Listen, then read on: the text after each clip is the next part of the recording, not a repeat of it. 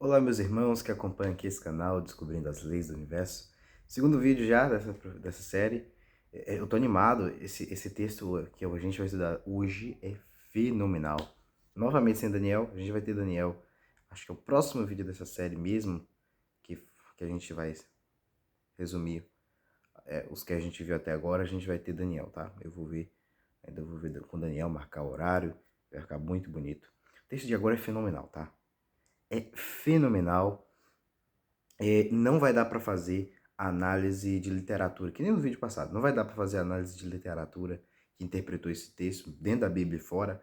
Não dá, porque só dentro da Bíblia eu preciso de um vídeo só, e fora da Bíblia eu preciso de outro vídeo só, explicando só a interpretação fora da Bíblia desse texto que a gente vai estudar, de tão falado que esse texto é. E ele é fenomenal, não tem como não falar dele, ele é incrível, tá bom? Mas vamos animar? Olha só, o segundo capítulo dessa série, tô chamando até de capítulo, da estrela, né? A estrela. Esse é o nome do nosso capítulo de agora. Vamos analisar um texto muito fenomenal. Eu queria fazer suspense, mas eu vou ler o texto foco principal da gente. Eu o vejo, mas não agora. Eu o contemplo, mas não de perto. Uma estrela sairá de Jacó. Um cetro se levantará de Israel e bater na testa de Moabe e destrua os filhos do tumulto. É um texto fenomenal, fenomenal. Vocês vão entender o porquê minha paixão por esse texto. O nosso texto volta a gente o contexto. Lembra de Gênesis 3,15? A gente vai avançar um tempo, mas vai voltar o nosso texto. A gente chegou aonde? Eu não lembro mais onde a gente parou. A gente parou no reinado de Davi, né? Vamos voltar um pouco no tempo do capítulo anterior? Volto no tempo, vamos para Números 24. Ele nos leva de novo à jornada dos israelitas até o deserto, né? No deserto até Canaã, perdão. Esse, inclusive, é um texto interessante. Ele está em paralelo com o texto do Sinai. O texto do Sinai. Quem não sabe o que é o texto do Sinai, o que acontece? Os israelitas, eles saíram do Egito, foram cativeiros do Egito, eles saem no Sinai, numa estrada. Eu tenho até uma imagem aqui, mas eu não quero perder tempo. Talvez eu mostre em algum momento, tá? Só tenho muita vontade de fazer isso, sem perder tempo.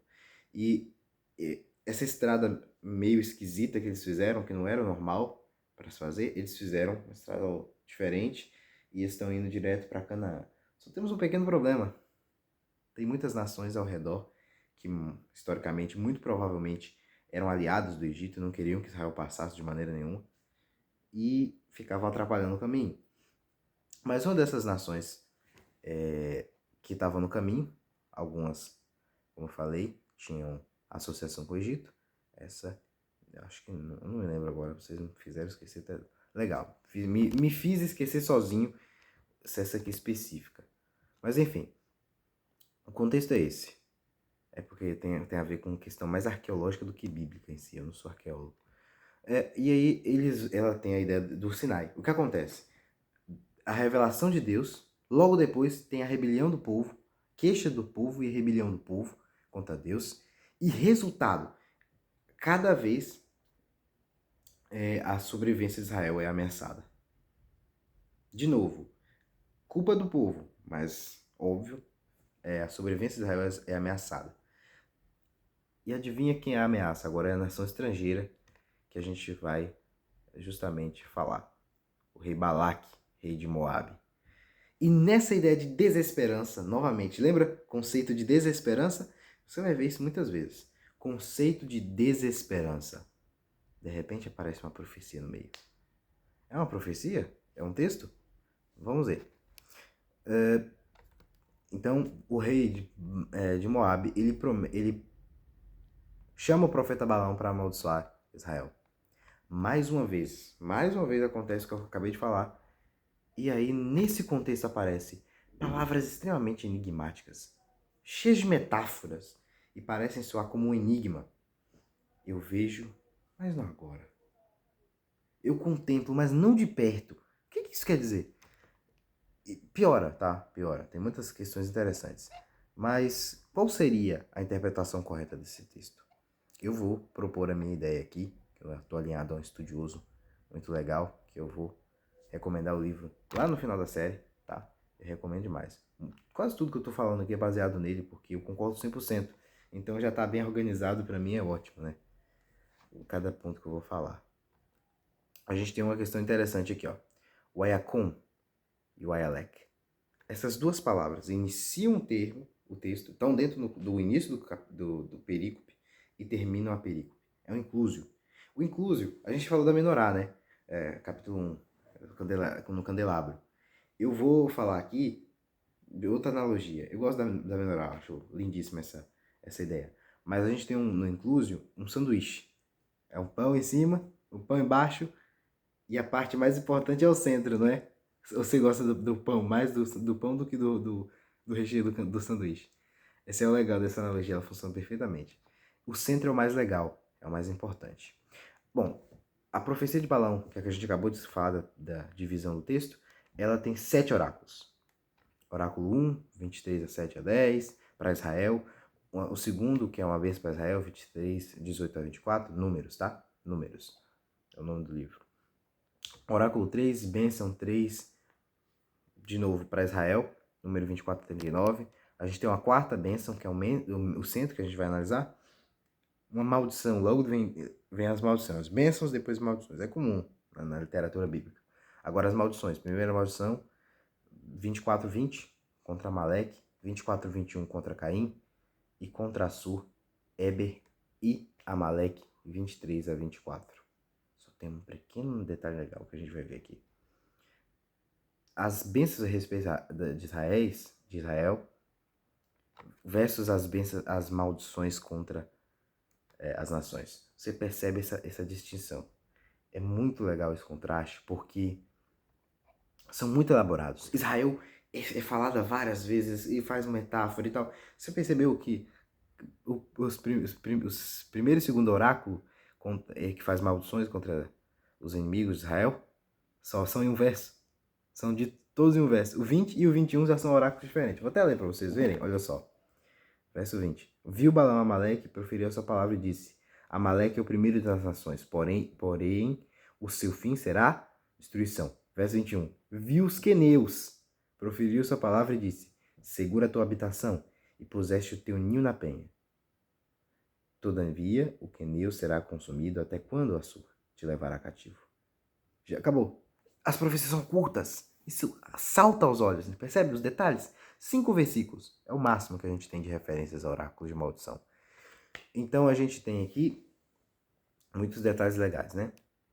E aí o clímax das bênçãos é quando ele vai falar, Amaleque fala alguma coisa, e ele fala assim: como amaldiçoarei o que o Senhor não amaldiçoou? Isso é a inspiração de Deus. A inspiração de Deus naquele momento. A afirmação dele intensa. Ele prepara a parte das maldições e ainda relembra a parte das bênçãos. Por quê? Porque o quarto oráculo ele introduz as maldições contra as nações, né? De uma maneira central. Ele ainda continua dando bênçãos, mas ele fala das maldições. Olha que legal. Vamos ver o oráculo. Ele está dividido em 3 partes. E, cara, é muito estruturado. Vocês vão perceber que números é extremamente estruturado nessa parte. Aqui tem um quiasma. Lembra que eu falei do incluso? Além do incluso, tem um quiasma no verso 20, na nossa perícope central. Todos os outros têm estruturas bonitas, mas o meio ainda tem um quiasma que tem um meio. Ou seja, é um sanduíche muito completo, muito estruturado. Onde tem inspiração profética. Balaão fala que não é a culpa dele, Deus está falando e ele tem que obedecer. No final, destruição das nações. E no meio, olha o sanduíche de novo. Tem um sanduíche dentro do sanduíche, cara. Isso é legal.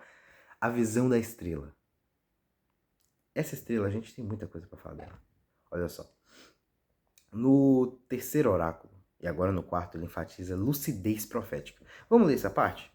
Na minha versão mesmo, em português, está assim. Então proferiu a palavra e disse: Palavra de Balaão, filho de Beor. Palavra do homem de olhos abertos. Você lê esse texto a primeira vez, você acha que ele está falando de Deus, não está falando de ele mesmo. Palavra do homem de olhos abertos, palavra daquele que ouve os ditos de Deus. Você imagina que ele está falando de Deus, ele está falando dele. e sabe a ciência do Altíssimo. Olha que ousado. Daquele que tem a visão do Todo-Poderoso. E aí você fala, ele está sendo rebelde contra Deus, é normal ele fazer isso. Não, o texto diz, e prostra-se. Porém, ele não deixa de enfatizar esse termo, de olhos abertos. Ele está lúcido, ele não está inventando, ele está lúcido. Eu estou vendo, eu estou ouvindo, eu sei, eu sei. Esse momento, eu acho que pela descrição do texto é muito claro. Deus, ele deu a visão completa que ele tem. Toda a visão que Deus tem de onisciência, ele deu para Balaão naquele momento. Todos os sentidos dele.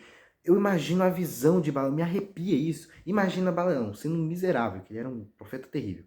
Sempre na Bíblia ele é lembrado depois como um profeta ruim. Mas esse detalhe específico, que é a parte boa da vida dele, eu imagino qual é a experiência. Eu tenho inveja dessa parte da Bíblia, desse personagem. Imagina você, de repente, ser tomado e ver tudo. É como se não tivesse limites para você. Você não tem limites. Você vê tudo. Aí Deus te leva para uma parte específica e você vê com tantos detalhes. Olha só, ele está de olhos abertos, tem a visão com os olhos do Todo-Poderoso bem abertos, significativamente abertos. E ainda tem um detalhe adicional. Além de ver, ele ouve as palavras de Deus. Olha isso. Isso é fenomenal. Ele tem um conhecimento do Altíssimo. E essas declarações também estão estruturadas, tá? Eu falei da estruturação, tem uma estrutura dentro da estrutura. Onde a gente tem olhos abertos na primeira declaração, ouve as palavras de Deus, conhece o Altíssimo, vê a visão do Todo-Poderoso e olhos abertos. Gente, esse texto é tão fenomenal que ele tem um quiasma dentro do quiasma. É um sanduíche dentro do sanduíche dentro do sanduíche. É incrível esse texto.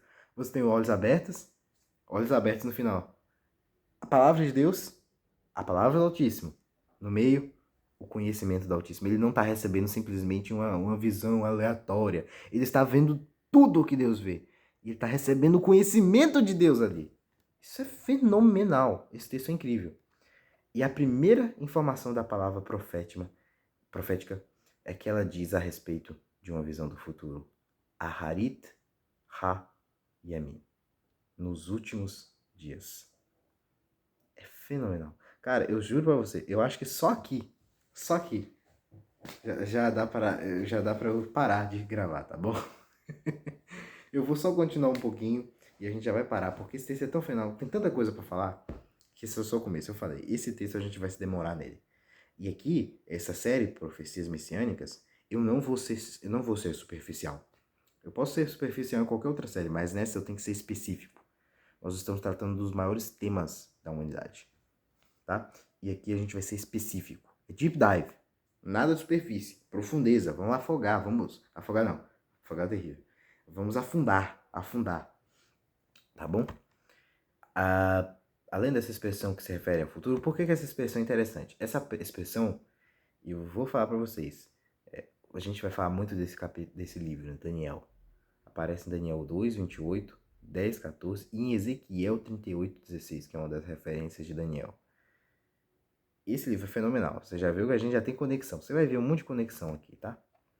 E tem uma parte nesse livro que a gente vai analisar nessa profecia. Agora tem um detalhe interessante também. Mais um detalhe que enfatiza que essa visão é futura. Tá falando de alguma coisa no futuro. Eu vejo que inicia a visão messiânica. Só que olha só, eu tô vendo, olha só as palavras do profeta. Eu vejo, porém, é um mas, não de perto.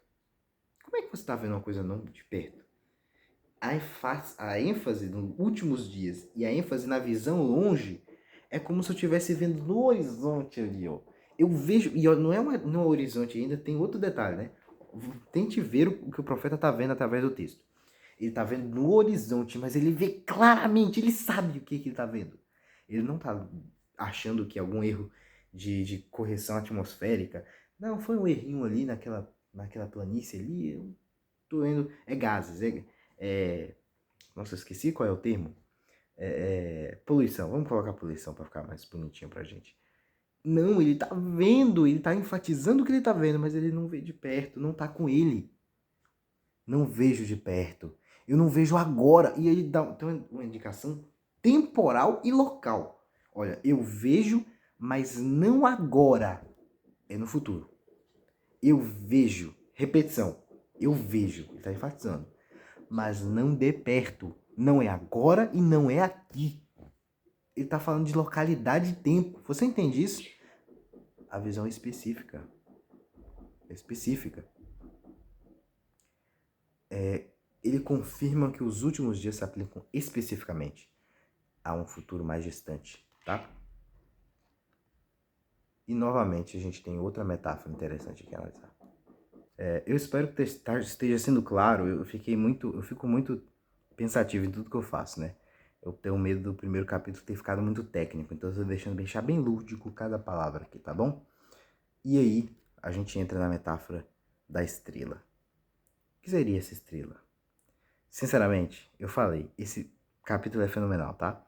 Eu acho fenomenal o anterior demais. Ele, inclusive, é um ponto de... Vocês vão... Que isso? Vocês vão perceber, em Gênesis 3,15, ele vai ser citado em vários textos que a gente vai falar nessa série, na verdade em todos. Ele é quase que um ponto de ligação. Ele é a base, ele é o começo. Mas o começo não diz tudo. E essa é uma ênfase que você vai perceber nessa série. Muitas vezes informações da Bíblia não são dadas, e eu vou terminar com isso, tá bom? As informações da Bíblia muitas vezes não são dadas na primeira vez que ela aparece. A primeira vez é a base. O que vem à frente é construído em cima da base. É uma construção de conhecimento, tá? Mas o que vem a posteriori não vem corromper, destruir o anterior. Ela vem para confirmar ou para torná-lo grande. É assim que funciona sempre. Qualquer invenção que vem posterior, ela não vem simplesmente só para destruir sem nenhum motivo. Ela vem dar força. A ideia permanece. Essa é a ideia, né? Pelo menos a ideia, a gente está falando de princípios e de certas crenças bíblicas, tá? A gente vai trabalhar isso melhor, talvez, algum dia, tá? Mas perceba, isso é muito interessante. Nunca na Bíblia estude um tema por um texto isolado, tá bom? É uma das dicas hermenêuticas que a gente vai trabalhar bem aqui no canal. Nunca use um texto isolado. A construção do conhecimento é progressiva. Tem que analisar em todos os momentos essa teologia, tá bom? Pode ser que aquilo tenha sido um preceito temporal, como acontece algumas vezes, ou ter sido uma informação raríssima, que você só acha em um texto, dentro de uma cadeia de textos. Que nem a gente vai perceber isso. Esse texto está dentro de uma cadeia de textos muito bonita, assim como o Gênesis 3,15, tá? E todos eles vão se conectando num todo perfeito. Como o Criador é perfeito, né? A sua lei é perfeita, eu guardei no meu coração para não pecar, disse o salmista. Bom, vamos terminar por aqui. A gente continua com a metáfora da estrela. E é só Jesus para dizer quantos vídeos vai ter só sobre esse livro e sobre esse capítulo, tá? Mas a gente continua aqui. A gente continua. Não perca os vídeos desse canal. Shalom Relevitraot. O que seria a estrela em Números 24?